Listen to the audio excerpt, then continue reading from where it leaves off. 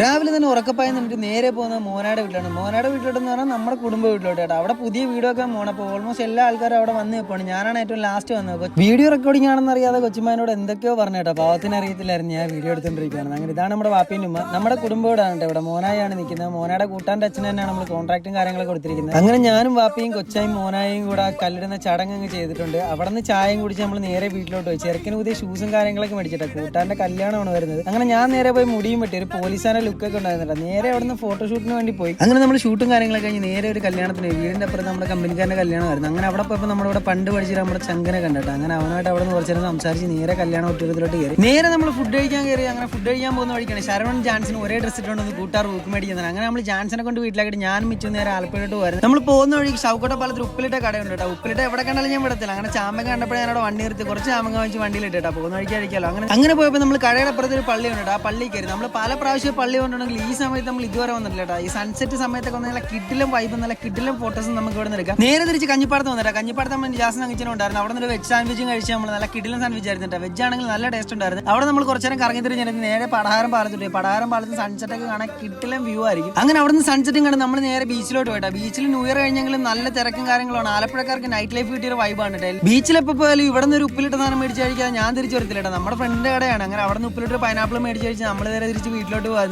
അപ്പം നമ്മുടെ ഇന്നത്തെ വ്ലോഗ് ഇത്രേ ഉള്ളൂ. അപ്പം നമുക്ക് അടുത്ത വീഡിയോയിൽ കാണാം. ബൈ.